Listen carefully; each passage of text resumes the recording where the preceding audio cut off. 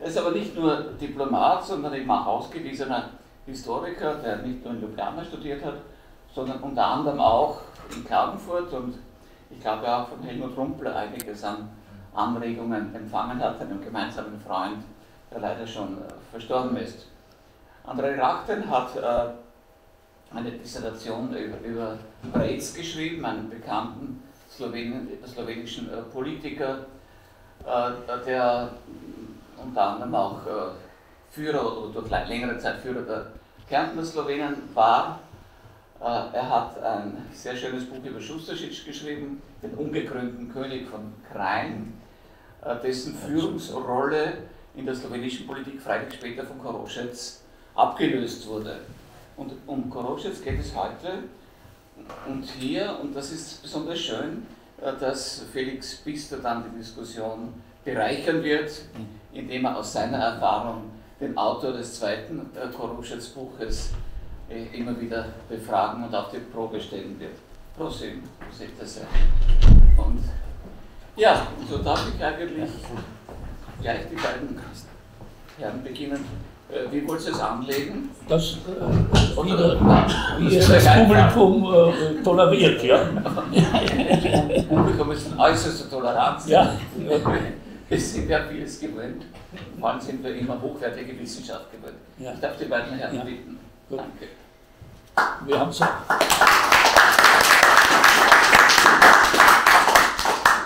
Weil es nicht möglich ist, zweisprachig gleichzeitig zu sprechen, haben wir so gemeint, dass wir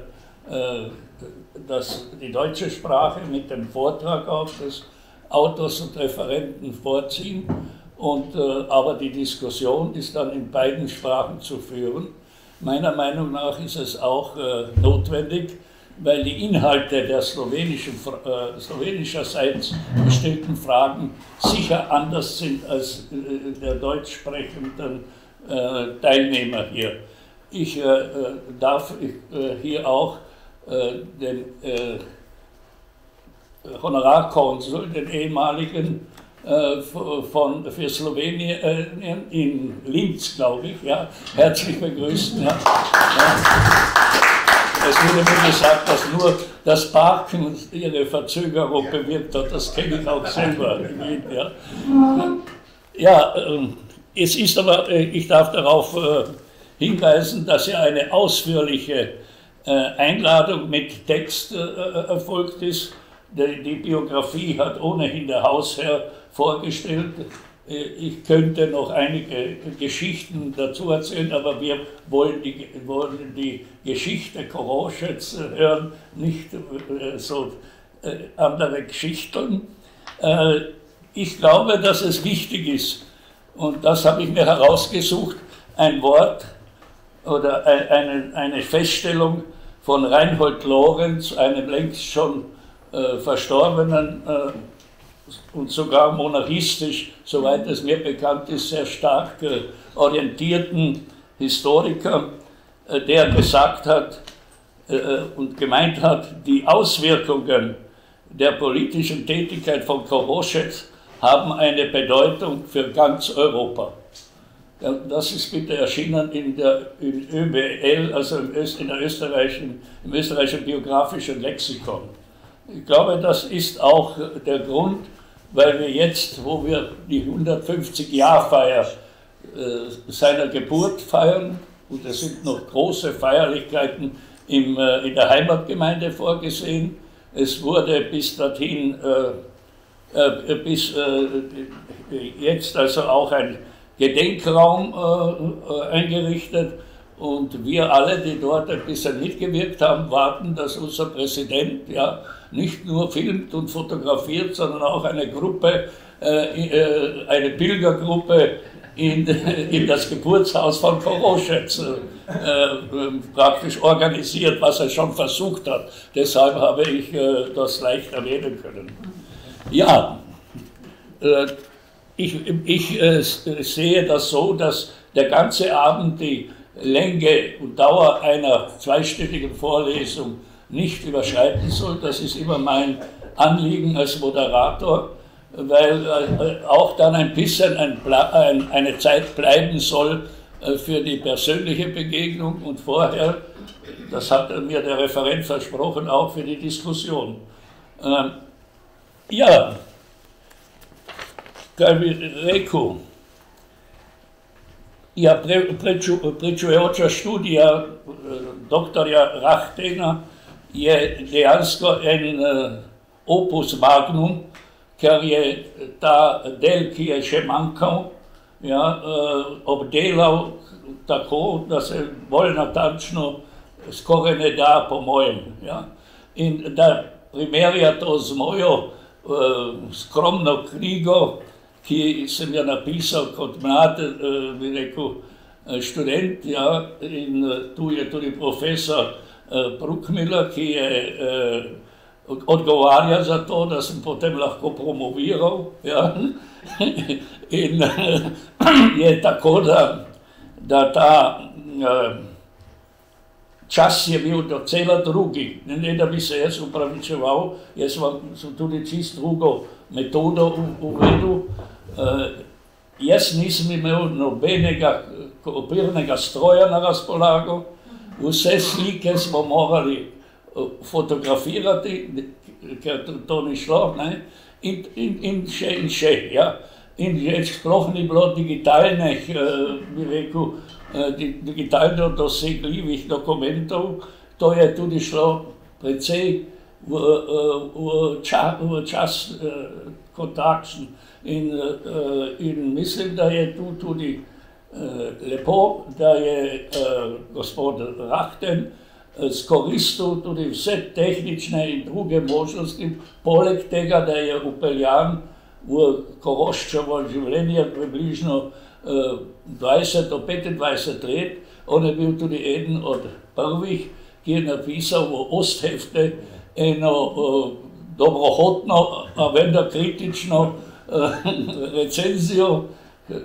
In tedaj se še nismo poznali, hvala Bogu, ker drugače bi moral me preveč hvalil, tako kot zdaj, kar ni upravičeno. Hvalim se, pravi moja žena, dostikrat sam. No, s tem sem že, mislim, v to je zadovoljstvo tudi povedal nekaj. In ja, on je posebno ponosen na avstrijsko visoko odlikovanje in upravičeno, ki ga je seveda docela zaslužil kot veleposlanik, ker sem jaz to lahko trdim, ker sem ta čas aktivno doživel. Ja. Torej, prosim te, da z svojimi izvajanji začneš in vse drugo bomo potem nadoknadili, če bo čas. Prosim. Ja. Hvala lepa Felixu za te res prijazne vodne besede. Vielen Dank, Herr Professor Bruckmüller. Es ist immer wieder eine Ehre, wenn Sie dabei anwesend sind. Und natürlich, ich bin Ihnen sehr dankbar, dass Sie auch meinen Diplomvater und Mentor Helmut Rumpler erwähnt haben. Ohne ihn werde ich wahrscheinlich heute auch nicht Vortrag halten können. Ich möchte ganz besonders meine Kollegen und Freunde aus der Zeit, als ich noch Botschafter in Wien war, begrüßen. Da sehe ich einige bekannte Gesichter und natürlich bin ich sehr dankbar, dass Sie die Zeit gefunden haben, mich wieder hier in Wien begrüßen zu können. Pozdravljam seveda našega veleposlanika v Bratislavi, Stanka Raščana, s katerim sva kar nekaj let skupaj delovala na zunanjem ministrstvu in sem mu hvaležen za vse nasvete, ki jih je dajal v vseh teh letih, ko smo skupaj delovala. In sem res vesel, da je veleposlanik v sosednji državi. Wir haben natürlich in Vorbereitung diese kleine Vorstellung uns darüber ein bisschen, ja, es war ein Dilemma, ob man das auf Deutsch oder auf Slowenisch vortragen könnte, aber am Ende kam zu einem Kompromiss. Ich werde eine wirklich kurze, das verspreche ich Felix, Vorlesung halten, wo ich eigentlich Korošec als Gründungsvater Jugoslawien vorstellen möchte. Und dann kommt Diskussion und da in dieser Diskussion kann man natürlich auch zweisprachig reden. Meine Antworten werden in beide Sprachen stattfinden. Bekanntermaßen, meine Damen und Herren, haben sich zahlreiche Politiker der Zwischenkriegszeit um die Entstehung des jugoslawischen Staates verdient gemacht. Doch steirische Priester Anton Koroschec war als die führende Persönlichkeit in der altslowenischen Volkspartei sicherlich der wichtigste unter ihnen. Wenn es darum ging, die Unterstützung der slowenischen Politiker für die jugoslawische Staatsidee zu sichern. Auch wenn er dies selbst bei seinen Auftritten nicht an die große Glocke hängte. Schon als Obmann des südslawischen Clubs im Wiener Reichsrat und Vorsitzender des Zagreber Nationalrates der Slowenen, Kroaten und Serben hat er nicht nur die Slowenen, sondern auch andere Mitstreiter aus den südslawischen Gebieten der Habsburger Monarchie hinter sich vereint. Seine Beliebtheitswerte in den slowenischen Gebieten waren damals außerordentlich.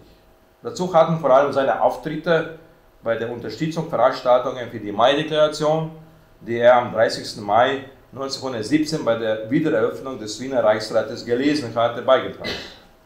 Gruppenfotos, ich habe einige gesehen schon im Voraus, von damals mit stolzen Trachtenträgerinnen, mit denen er sich bis ins hohe Alter gerne fotografieren ließ, zeugen von seiner hohen Beliebtheit. Wie in den Lebenserinnerungen von seinem Anhänger Ruda Jurčec nachzulesen ist, hatten die Schüler des katholischen Kollegium Marianišće in Ljubljana damals Korošecs Bild in ihren Zimmern hängen, geziert von seiner berühmten Ankündigung, dass die Auferstehung nahe. Aber nicht nur bei der slowenischen katholischen Jugend. Korošec war damals als Ata, zu Deutsch Vater, Papa, auch in den liberalen Kreisen populär. Von heute schon erwähnten kleinen Landeshauptmann Ivan Šusteršić abgesehen, der als Austriakant von den Anhängern des neuen Staates unter Drohungen zu einem Rückzug ins Ausland genötigt wurde, waren die Verhältnisse in der damaligen slowenischen politischen Elite klar und eindeutig. Dem letzten Habsburger Herrscher Karl, von dem sich Korošec im Oktober 1918 mit dem Dank seines Biografen Felix Bister berühmt gewordenen Worten Majestät, es ist zu spät verabschiedete, versagten die slowenischen Politiker ihre Gewollschaft. Das taten sie in der Absicht, sich mit den Kroaten und Serben in einem gemeinsamen Staatsgebilde zusammenzuschließen. Tatsache ist, dass sie keinen selbstständigen slowenischen Staat schaffen wollten, sondern eine autonome Verwaltungseinheit Slowenien im Rahmen Jugoslawiens. Auch der ehemalige Bürgermeister Ljubljanas, Ivan Hribar, angeblich der berühmteste Bürgermeister aller Zeiten, alle sind nicht damit einverstanden, aber der im neuen Staat für seine subversiven Tätigkeiten zur Zeit der alten Monarchie mit den gesamten Posten in Prag belohnt wurde, begrüßte seine Landsleute am 29. Oktober 1918 in einer berühmten Rede vom Balkon des ehemaligen schon Landhauses, auch als Staatsbürger des freien Jugoslawiens. Das Ziel war also klar. Nur in der Frage, wie man es erreichen sollte, war sich die slowenische politische Elite uneins. Die Gegner der Habsburger Monarchie waren überzeugt, dass sich mit deren Zerfall auch alle ihre Probleme von allein erledigen würden. Doch in Wahrheit begann die wahre politische, nationale und soziale Revolution damals erst, wie es der große Kenner der kroatischen politischen Realität Josip Horvat einmal treffend formulierte. Die slowenischen Politiker wandten viel Energie auf und setzten fast ihr gesamtes politisches Kapital ein, um die über Jahrhunderte gewachsenen Verbindungen zur Dynastie Habsburg zu kappen. Doch, wie sich bald herausstellen sollte, war dies noch der leichtere Teil der Arbeit. Zunächst war es noch vorauszusehen gewesen, dass Korošec aufgrund seiner Verdienste während des Umbruchs auch bei der Aussetzung des neuen Staates eine Schlüsselrolle spielen würde, als er zu den Verhandlungen mit seinen zukünftigen politischen Weggefährten in die Schweiz reiste. Darüber schrieb auch hier anwesende Felix Bister, einen von seinen Aufsätzen in Solivinski Časopis. Wenn man seine Auftritte von Koroschitz nach der Verlesung der Mai-Deklaration analysiert, fällt auf, dass er bereits im Sommer 1917 im Wiener Parlament im Namen eines Clubs sprach, in dem sich Abgeordnete, ich zitiere es, ohne Rücksicht auf Stamm, Sprache und Religion zusammengetan hatten. Im Namen des jugoslawischen Clubs, Jugoslawienski Club, stellte er die Forderungen eines vereinigten Volks. Er ging damals also, ähnlich wie sein politischer Mentor Janez Evangelis-Krek, offensichtlich von der unitaristischen Formel eines jugoslawischen Volkes aus, das sich aus verschiedenen, ich zitiere es, Stämmen zusammensetzt. Es ist wohl der Schluss zulässig, dass Koroschitz auch noch bei der Zerfall der Habsburger Monarchie so dachte, als er in Genf Anfang November 1918 mit den serbischen Politikern die Verhandlungen über die Gestaltung des zukünftigen Staates aufnahm. Aufgrund seiner diplomatischen Mission im Ausland, für die er formal überhaupt kein Mandat des Zagreber Nationalrates der Slowenen, Kroaten und Serben hatte, wenngleich er dessen Vorsitzender war, fehlte Koroschitz bei den großen Ereignissen während des Regimewechsels in seiner engeren Heimat. So war er nicht bei der bereits erwähnten Feier am 29. Oktober 1918 in Ljubljana dabei, als Hibar und andere exponierte Repräsentanten des Umbruchs die Schaffung des SKS-Staates verkündeten. Folglich war Koroschitz auch nicht dabei, als sich die Nationalregierung der Slowenen, Kroaten und Serben in Ljubljana konstituierte, der sein ehemaliger Abgeordnetenkollege Josip Ritter-Pogačnik vorsaß. Eine Schlüsselrolle im damaligen Geschehen hinter den Kulissen in Ljubljana spielte heute schon erwählte Parteikollege von Koroschitz, Janko Breis, die langjährige politische Leitfigur der bekannten Slowenen, der nach dem Zusammenbruch der Habsburger Monarchie nach Ljubljana ging und Beauftragter für innere Angelegenheiten wurde. Die mehrwöchige Abwesenheit von Koroschitz rief auch einige Verschwörungstheorien, das ist heute modern auf der Plan. Der Direktor des Magistrats Ljubljana, Milutin Zarnik, sorgte sich, Koroschitz sei in Paris gefangen genommen worden. Er zweifelte auch an dessen Loyalität der jugoslawischen Sache gegenüber, ob Koroschitz nicht vielleicht, ich zitiere es, genauso ein Lump ist wie alle anderen von der klerikalen Partei. Zitat Ende. Er erinnerte sich, dass dieser Mann bei Kaiser Karl und Kaiserin Zita fast wie ein Freund der Familie aus- und eingegangen ist. Ob das stimmt oder nicht, wird uns Professor Tamara Grieser-Pečar gewiss sagen können. Zarnik fragte sich, ob die Unbeugsamkeit Koroschitz dem Kaiser gegenüber, von der die Presse immer zu berichtet hatte, vielleicht auch nur erfahrene Komödie war. Zweiter Teil meiner Einleitungsvorlesung ist aber dem wichtigsten Teil der Gründung Jugoslawien gewidmet, das heißt dem sogenannten 1. Dezember-Akt 1918, wo auch Koroschitz, trotzdem er als Gründungsvater Jugoslawiens gilt, nicht anwesend war. Aber Spiritus movens des ganzen Geschehens war sein Stellvertreter im SHS-Nationalrat in Zagreb, der Serbenführer Svetozar Pribicevic, der eigentlich sehr Eile mit der Vereinigung hatte. Auf eigene Faust traf er die Entscheidung, dass eine Delegation des SHS-Nationalrates bereits am Nachmittag des 27. November für die Ausrufung der Vereinigung mit dem Königreich Serbien nach Belgrad reisen solle.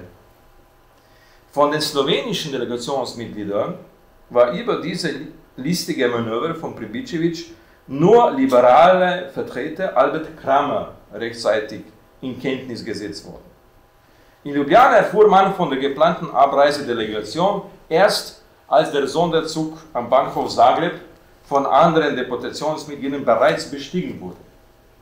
Letzten Endes wurde der Entschluss gefasst, dass die Vertreter der Altslowenischen Volkspartei, Isidor Cankar, Janko Breis und Josip Puntar, per Auto nach Zagreb fahren und sich ihren, der ebenso unangenehm überraschte, Sozialdemokrat Anton Kristan anschließen würde. Der Sonderzug aber verpassten sie klarerweise. Im Amt des SHS-Nationalrates in Zagreb wurden sie freundlich empfangen, doch riet man ihnen vor einer Weiterreise per Zug ab. Da grüne Kader, das ist bewaffnete und marodierende Banden fahnenflüchtiger Soldaten der ehemaligen österreichisch-ungarischen Armee, Kontrolle über die slawonischen Bahnhöfe ausüben würden. Da der Delegation aus Ljubljana aber auch die Weiterreise per Automobil per Geheimuntersagung verunmöglicht wurde, entschied man sich dennoch dafür, sein Glück mit der Eisenbahn zu versuchen. Die slowenische Delegation schaffte es, sich noch rechtzeitig zur serbischen Hauptstadt durchzuschlagen, um am 30. November an der Debatte der Adresse des SHS-Nationalrates an den Regenten teilzunehmen. Doch Kuroschitz kam auch dafür zu spät. Dieses Mal war Kuroschitz zu spät, Felix. Ebenso verpasste er die feierliche Proklamation des neuen gemeinsamen Staates am 1. Dezember. Kuroschitz und damals sein noch Verbündeter aus dem liberalen Kreis Gregor Žerjav kehrten erst einen Tag nach der Ausrufung des neuen Staats nach Ljubljana zurück. Am Bahnhof in Ljubljana erwarteten sie am Abend einige hundert Menschen. Auch der Chef der SHS-Nationalregierung, Josip Pogačnik, war gekommen, um sie zu begrüßen. Kuroschitz, den die am Bahnhof versammelte unter Živjo-Rufen auf ihre Schultern hoben, wurde ein Lorbeerkranz überreicht und somit symbolisch zum Sieger der revolutionären Ereignisse gekürt.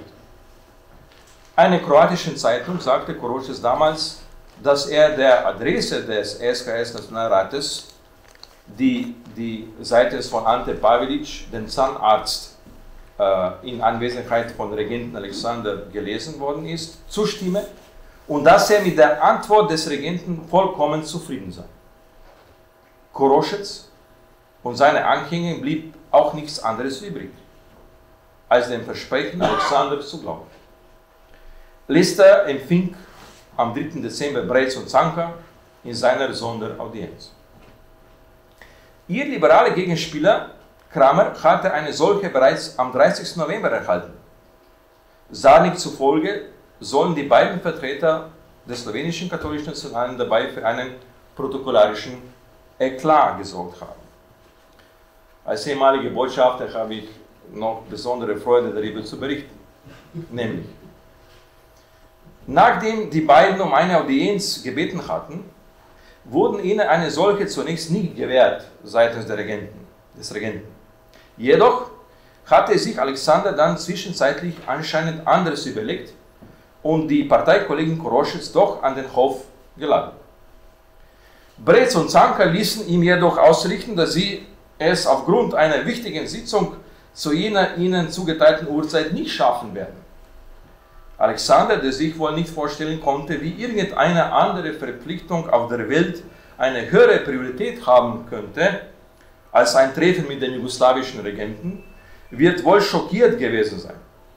Angeblich musste sogar der ihnen nicht besonders zugetane Kramer seine beiden klerikalen Landsleute verteidigen.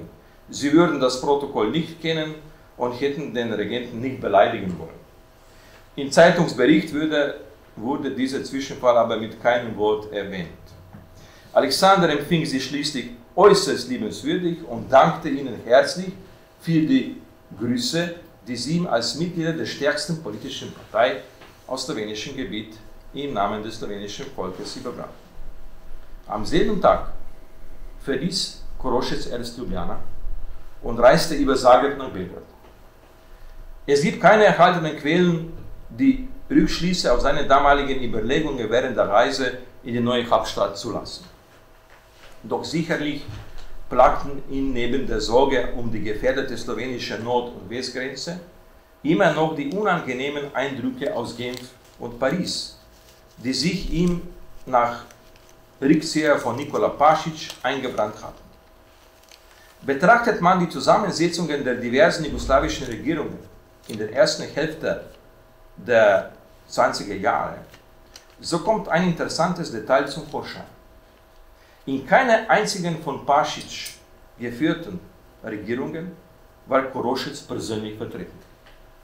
Obwohl sich Korošec des außergewöhnlichen Einflusses dieses Staatsmannes mit dem langen weißen Bart bewusst war, diente er unter ihm nie als Minister. Kennern der politischen Szene zufolge war das kein Zufall. Korošec wurde erst am 6. Dezember endlich von Regenten empfangen. Also erst 5 Tage nach der Gründung des neuen Königreiches. Er sagte Alexander, ich zitiere es, dass die Slowenien in einem geeinten SHS-Staat, der ihr nationales Territorium gegen Süden und Norden beschützen wird, ihre Rettung sehen. Zitat Ende. Alexander antwortete ihm, dass er Görz kenne, weil er während des Krieges an der italienischen Front gewesen war, natürlich auf der anderen Seite, und gesehen habe, dass dort Slowenien leben. Auch der Regent war bemüht, das Misstrauen zu zerstreuen, das wegen des Genfer Zwischenfalls entstanden war. Er lud die beiden zu spät gekommenen Korošec und Željau nämlich noch am selben Tag zum Mittagessen. Der Regent gewährte den beiden slowenischen Politikern am Hof einen besonderen Status. Alle 3 standen sie damals vor der fordernden und verbindenden Aufgabe, den neuen Staat zu konsolidieren. Ich komme gleich zum Schluss. Korošec wies einige Wochen später in der Belgrader Zeitung Epocha entschlossen Vorwürfe über separatistische Tendenzen unter den Slowenen zurück. Diese hätten dafür keine Zeit, denn ihre oberste Aufgabe sei die Verteidigung der Grenzen und die staatliche Konsolidierung.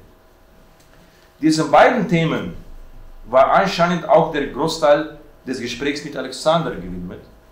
Dann schon am nächsten Tag schickte Korošec der Nationalregierung in Ljubljana einen Brief, in dem er mitteilte, dass der Regent persönlich zur Pariser Friedenskonferenz reisen möchte.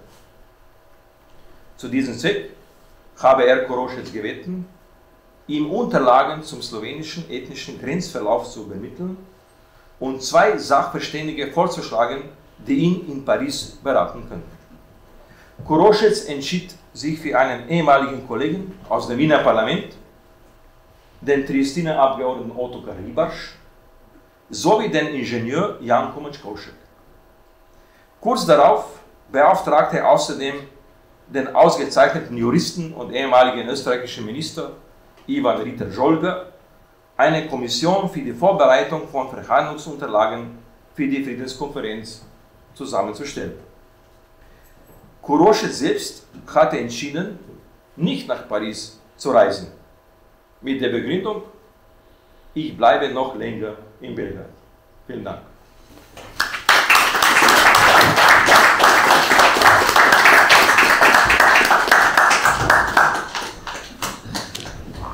No, hvala lepa. Ja. In jaz sem presenečen, ker si tako skrajšal to, da mi je prav nerodno, ja, da sem te prosil ne predolgo govoriti. Ja, jetzt eröffnen wir die zweisprachige Diskussion. Es gibt sicher Fragen und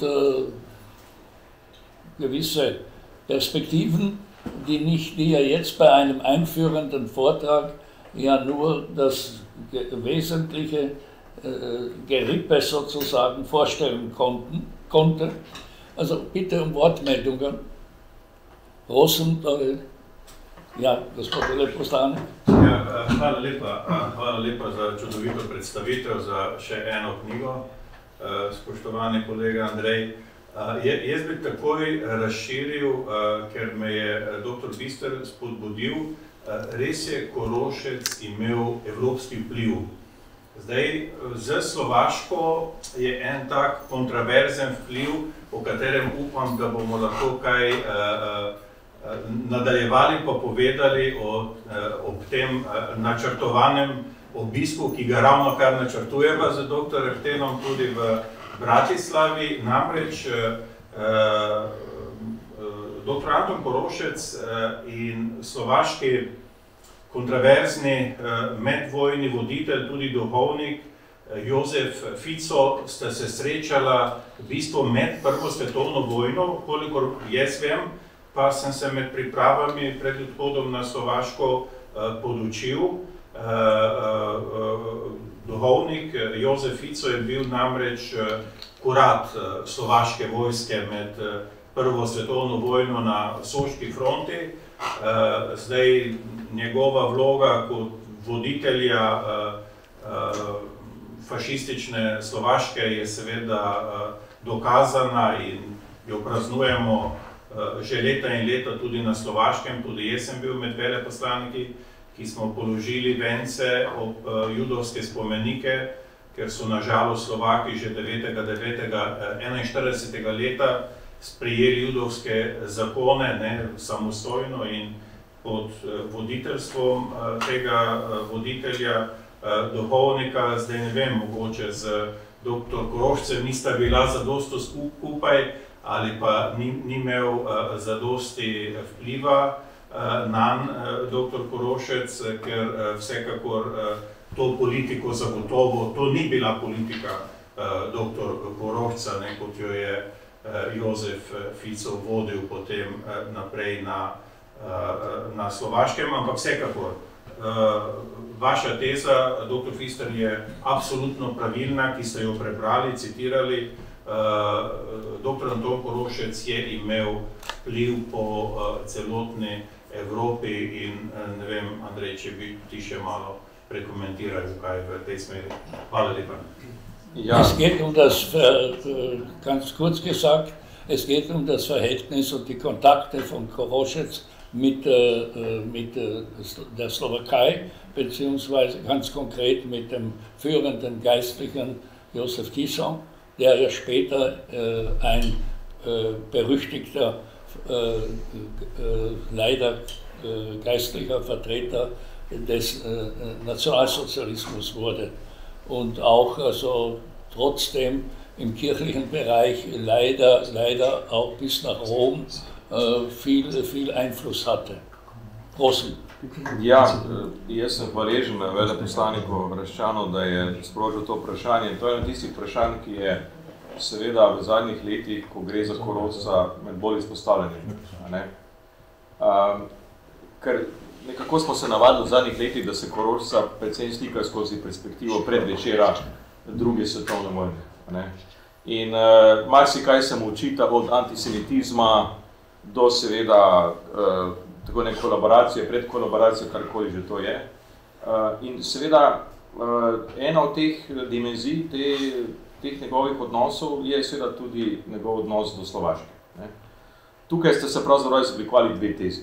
Ena je, ki pravi, da je Korošec seveda nekako videl v Slovaški, ki je bila naslonjena na politiko vsi neke vrste zgled, in seveda jasno Jozef Tiso, ki je bil njegov stanovski kolega, tako rekoč, pravilno si Stanko ugotovil, že prej sta se poznala, torej tik pred Prvo svetovno vojno sta se že srečala, potem pa, kar je tudi v knjigi prvič napisano in je manj znano, sta se srečala tudi, ko je Korošec bil leta 1928 ministrski predsednik.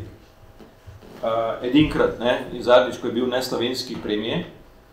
In je takrat Korošec Tiso sprejel. Tiso pa takrat bil socialni minister in je prišel v Slovenijo si pogledati, kako deluje naš zdraviliški sistem že takrat. Enega od obiskov pa naprej imel Rogaško Slatino, verjetno ne samo iz strokovnih razlogov.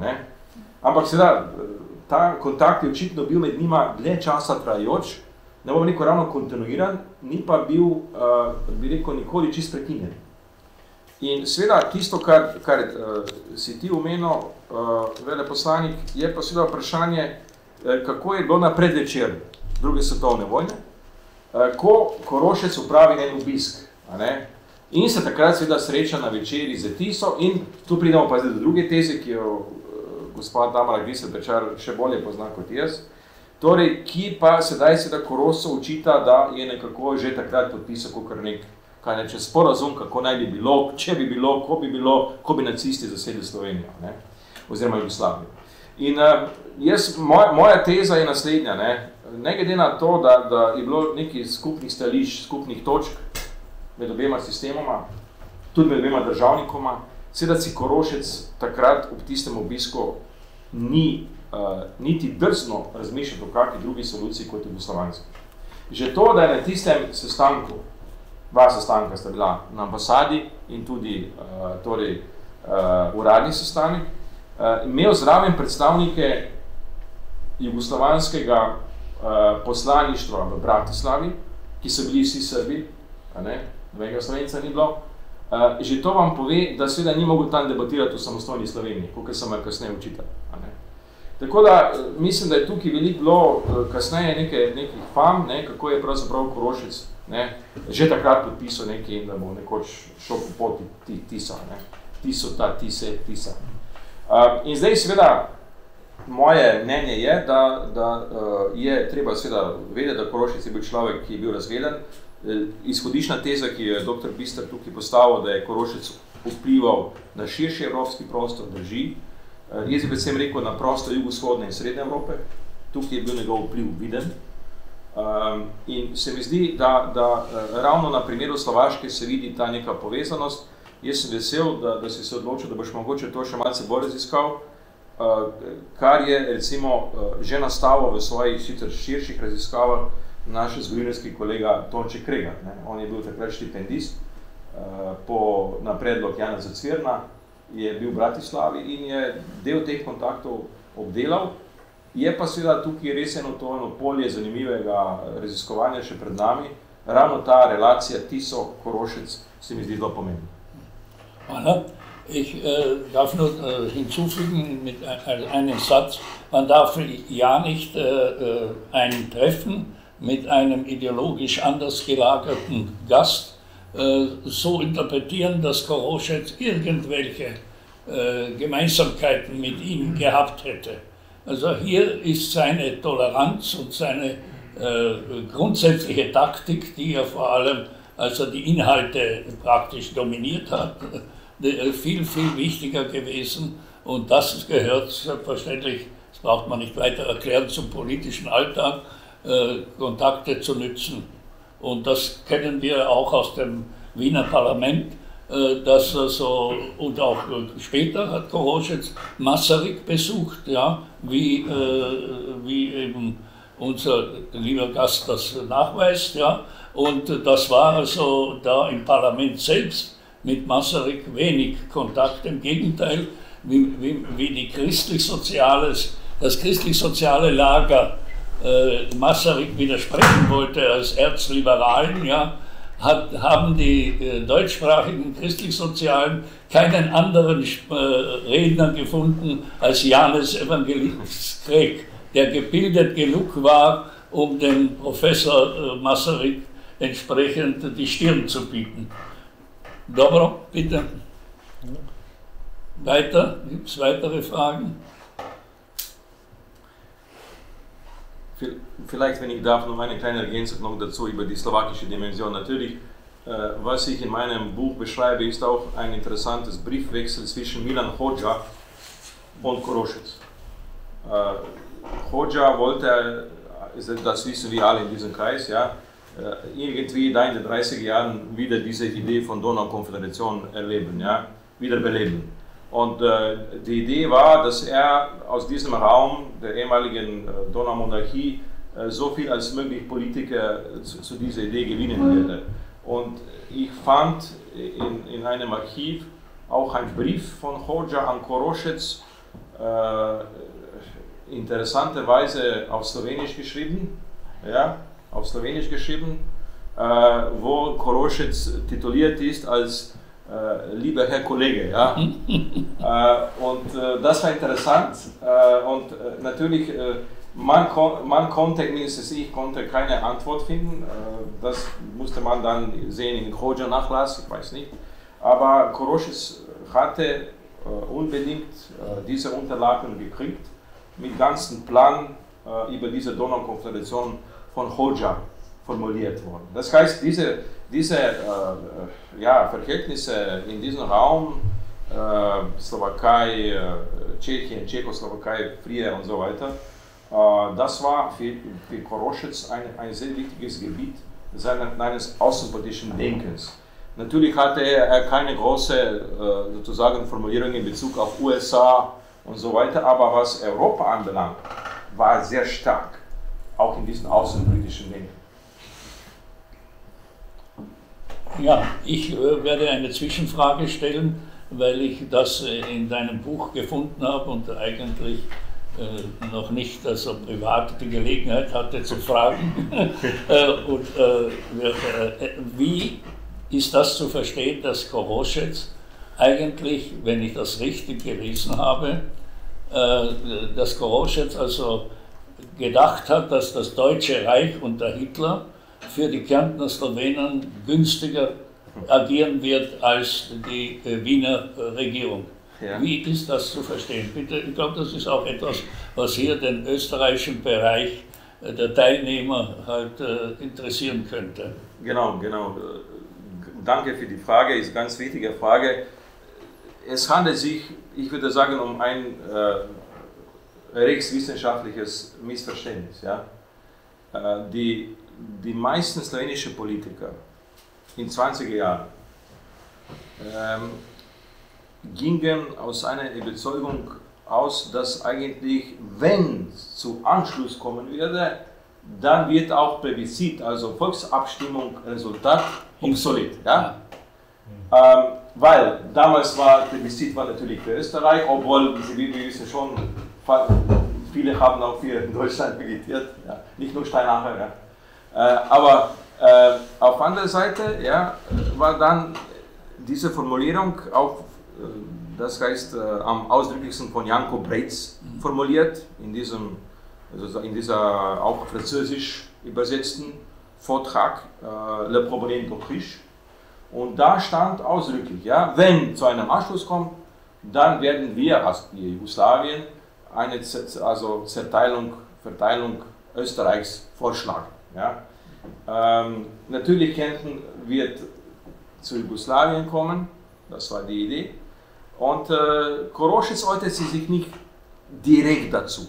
Aber man kann fast keinen sozusagen seriösen Politiker aus diesem Kreis der katholisch-nationalen finden, der nicht irgendwann irgendwie auch mit dieser Idee spekuliert hätte. Ja?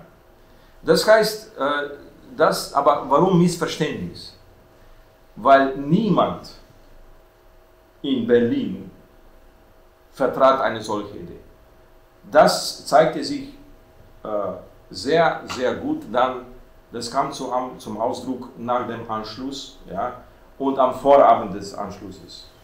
Da waren einige Sondierungen gemacht und natürlich die Nazis, die haben zuerst die Kärntner Nationalisten gehört, die deutschen Nationalen gehört, und die waren streng dagegen natürlich für eine solche Lösung.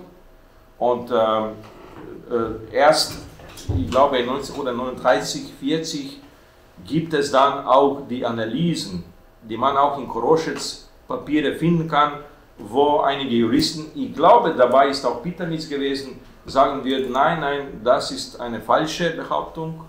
Wenn zu einem Anschluss kommt, werden die Slowenen in Kärnten noch schlechtere Verhältnisse erleben müssen als früher. Und was hat sich herausgestellt dann? Das 41, 42. Genau. Ja. Dobra, hvala, bitte, gibt es noch Fragen? Ja. Es gibt natürlich unendlich viele Fragen. Zunächst einmal nur eine Frage. Also Koroschec war in keiner Pašić-Regierung, ne? Der war nicht unsympathischer, weil er war auch immer wieder in Belgrad präsent. Und er war eindeutig ein Jugoslawe, das heißt, er hat sich voll eingesetzt für die Existenz dieses Staates. An welchen Stationen der jugoslawischen Geschichte war die Haltung von Koroschec wichtig für den Zusammenhalt des Staates? Ja, das ist eine ganz wichtige Frage. Das ist eigentlich ein Fil Rouge meines Buches. Immer wieder, wenn es zu einer großen Krise kam im Staate selbst, dann war natürlich Koroschec eine Art Retter Jugoslawiens. Ja? Nicht Verräter, sondern Retter. Ja? Wenn wir einige Beispiele nehmen. Zuerst gleich nach der Gründung. Ja? Nach dieser Erfahrung aus Genf, heute schon erwähnt worden, wo eigentlich ein dualistischer Kompromiss zwischen Pašić und Koroschec scheiterte, dank Pašić natürlich, ja? Und Regenten, das vergisst man oft. dann konnte Koroschitz einen anderen Weg gehen. Ja.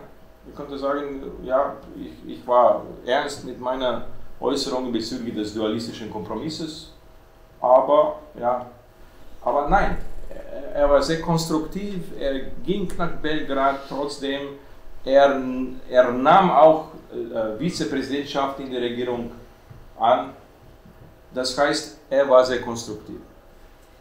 Zweites Beispiel.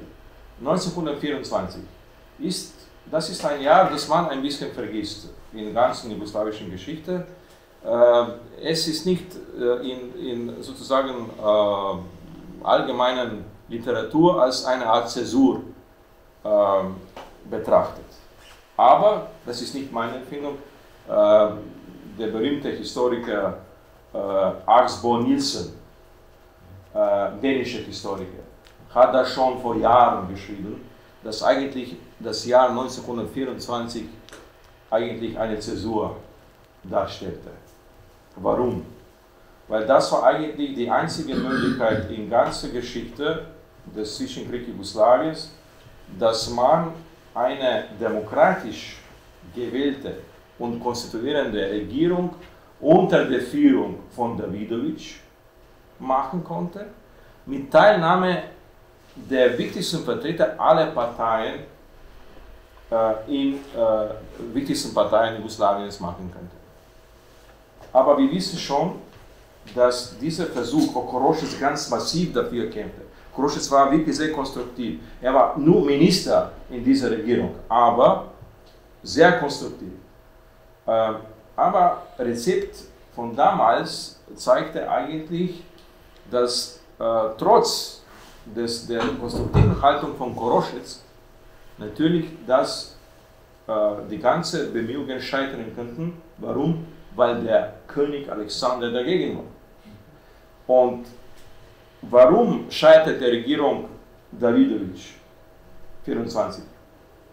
Weil der Verteidigungsminister, der ein aktiver Offizier natürlich war, hoher Offizier war, zurücktrat. Und auf einmal war da natürlich ein Problem. Davidovic hat gedacht, ja, dann finden wir einen anderen Offizier, aber der Alexander war natürlich nicht solcher Meinung, hat sofort gesagt, ja, wenn ein Verteidigungsminister nicht mehr in der Regierung ist, dann müssen wir die ganze Regierung wechseln. Ja? Und da scheiterte dieses Kabinett, das ist, wie gesagt worden, auch von Professor Nielsen so analysiert worden. Ich bin auch der Meinung, wo man doch eine konstruktive, wirklich mehrheitliche Regierung konstruieren konnte, mit Teilnahme von Stjepan Radić. Das habe ich vergessen zu betonen. Das war die einzige Möglichkeit, dass auch Radić dabei sein würde, der immer nicht konstruktiv agierte. Ja? Ich habe mich diplomatisch ausgedrückt. Bei allen solchen Zäsuren, natürlich berühmteste ist nach dem Attentat an Stjepan Radić, 28, ja, wo Koroschitz natürlich dann sich ein Opfer macht, das würde man schon sagen, und sich eigentlich zum Ministerpräsident wählen lässt. Ja. Aber in allen diesen Krisenzeiten war Koroschitz sehr konstruktiv und auf Ihre Frage eine generelle Antwort zu geben, Herr Professor, muss man schon betonen, ohne Koroschitz werden diese Krisen natürlich noch heftiger und noch öfter in der jugoslawischen Geschichte in der Zwischenkriegszeit anwesend.